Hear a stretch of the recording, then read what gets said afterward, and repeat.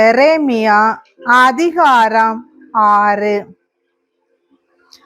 பென்யமீன் மக்களே, எருசலேமிலிருந்து தப்பியோடுங்கள். தெக்கோவாவில் எக்காலம் ஓதுங்கள். பேத்தக்கரேமில் தீப்பந்தம் ஏற்றுங்கள். ஏனெனில் வடக்கிலிருந்து தீமையும் பேரழிவும் வருகின்றன. மகள் சீயோனை வளமான பசும்புல் தரைக்கு ஒப்பிடுவேன். ஆயர்கள் தங்கள் மந்தையோடு அவளிடம் வருவார்கள். அவளை சுற்றிலும் கூடாரங்கள் அடிப்பார்கள்.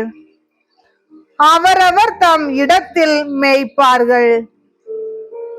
அவளுக்கு எதிராய் போருக்கு தயாராகுங்கள். எழுந்திருங்கள், நண்பகலில் எதிர்த்து செல்வோம். ஐயோ, பொழுது சாய்கின்றதே, மாலை நேரத்து நிழல்கள் நீள்கின்றனவே. எழுந்திருங்கள், இரவில் அவளை எதிர்த்து செல்வோம். அவள் அரண்மனைகளை அழிப்போம் என்பார்கள். படைகளின் ஆண்டவர் இவ்வாறு கூறுகிறார்: அவளுடைய மரங்களை வெட்டுங்கள். எருசலேமுக்கு எதிராக முற்றுகை தளம் எழுப்புங்கள். அவள் தண்டிக்கப்பட வேண்டிய நகர். அவளிடம் காணப்படுவது அனைத்தும் கொடுமையே. கேணியில் நீர் சுரந்து கொண்டிருப்பது போல் அவள் தீமைகளை சுரந்து கொண்டிருக்கின்றாள்.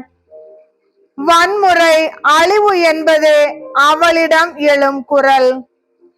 நோயும் காயமுமே என்றும் என் கண்முன் உள்ளன.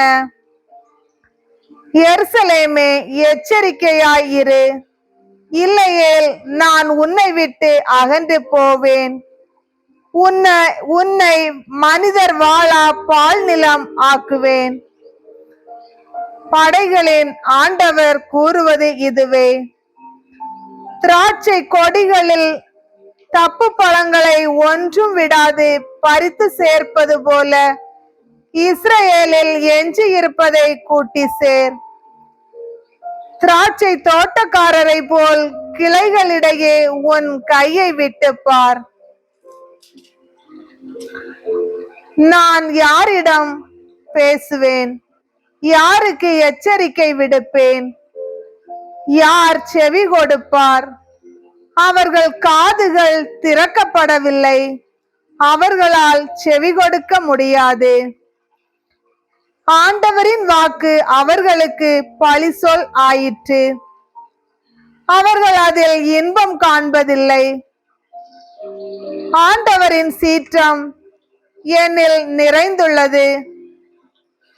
அதனை அடக்கி சோர்ந்து போனேன். ஆண்டவர் கூறுவது: தெருவில் இருக்கும் சிறுவர்கள் மேலும் ஒன்றாய் கூடியுள்ள இளைஞர்கள் மேலும் சினத்தை கொட்டு. கணவனும் மனைவியும் முதியோரும் வயது நிறைந்தோரும் பிடிபடுவர். அவர்களுடைய வீடுகளையும் நிலங்களையும் மனைவியரையும் பிறர் கைப்பற்றுவர். ஏனெனில் நாட்டில் குடியிருப்போருக்கு எதிராய் என் கையை நீட்டப் போகிறேன். ஏனெனில் சிறியோர் முதல் பெரியோர் வரை அனைவரும் கொள்ளை லாபம் தேடுகின்றார்கள்.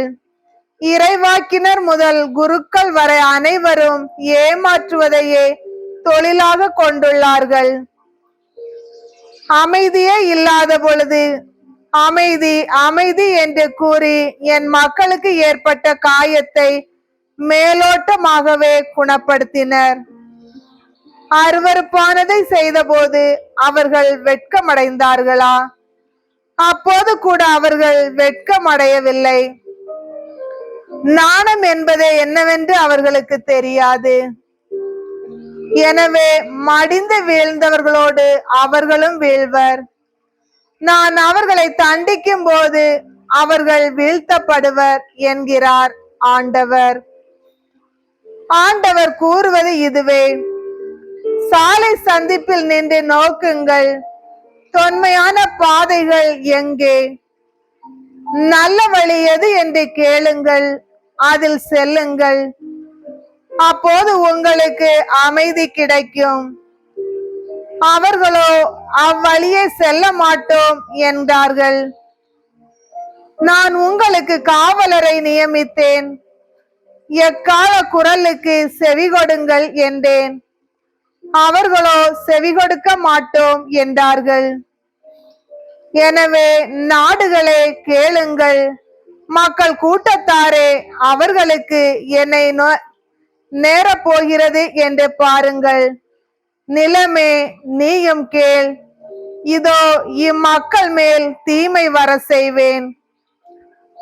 அவர்களின் தீய எண்ணங்களின் விளைவே அத்தீமை. ஏனெனில் அவர்கள் என் சொற்களுக்கு செவி சாய்க்கவில்லை, என் சட்டத்தை புறக்கணித்தார்கள். சேபா நாட்டு தூபமும் தூரத்து நாட்டு நறுமண நாணலும் எனக்கு எதற்கு? உங்கள் எரிபலிகள் எனக்கு ஏற்புடையவை அல்ல, உங்களின் மற்றைய பலிகளும் எனக்கு உவகை தருவதில்லை. ஆண்டவர் கூறுவது இதுவே, இதோ இம்மக்களுக்கு எதிராக தடை கற்களை வைக்க போகிறேன். தந்தையரும் தனையரும் ஒன்றாக தடுக்கி விழுவர், அடுத்திருப்பாரும் நண்பரும் அழிந்து போவர். ஆண்டவர் கூறுவது இதுவே, இதோ வடக்கு நாட்டினின்று ஓர் இனம் வருகின்றது, மண்ணுலகின் கடை எல்லைகளினின்று பெரிய நாடு ஒன்று கிளர்ந்து எழுகின்றது. அவர்கள் வில்லும் ஈட்டியும் ஏந்தியுள்ளார்கள். அவர்கள் கொடியவர், இரக்கமற்றவர். அவர்களின் ஆரவாரம் கடலின் இரைச்சலை போன்றது. மகளே சீயோன், அவர்கள் போருக்கு அணிவகுத்து குதிரைகள் மீது வருகின்றார்கள், சவாரி செய்து கொண்டே உனக்கு எதிராய் வருகின்றார்கள். அவர்களை பற்றிய செய்தியை நாம் கேள்வியுற்ற போது நம் கைகள் தளர்ந்து போயின. கடுந்துயர் நம்மை ஆட்கொண்டது, பேறுகால பெண்ணை போல் நாம் தவிக்கின்றோம். வயல்வெளிக்கு போக வேண்டாம், சாலைகளில் செல்ல வேண்டாம், ஏனெனில் எதிரியின் வாள் எங்கும் உள்ளது, சுற்றிலும் ஒரே திகில். மகளாகிய என் மக்களே, சாக்கு உடை உடுத்துங்கள், சாம்பலில் புரளுங்கள். இறந்த ஒரே பிள்ளைக்காக துயருற்று அழுவது போல் மனமுடைந்து அழுது புலம்புங்கள். ஏனெனில் அழிப்பவன் திடீரென நமக்கு எதிராய் வருவான்.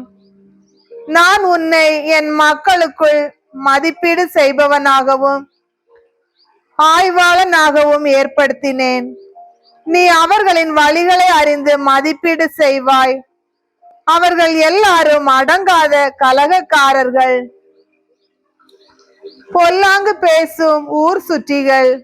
அவர்கள் யாவரும் வெண்கலத்தையும் இரும்பையும் போன்றவர்கள். அவர்களின் செயல்கள் கரைப்பட்டவை. துருத்திகள் தொடர்ந்து ஊதுகின்றன.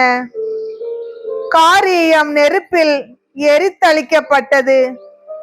தூய்மைப்படுத்தும் வேலை தொடர்ந்து நடப்பதில் பயனில்லை, ஏனெனில் தீயவர்கள் இன்னும் நீக்கப்படவில்லை. அவர்களுள் தள்ளுபடியான வெள்ளி என்று அழைக்கப்படுவார்கள். அவர்கள் தள்ளுபடியான வெள்ளி என்று அழைக்கப்படுவார்கள், ஏனெனில் ஆண்டவர் அவர்களை புறக்கணித்துள்ளார்.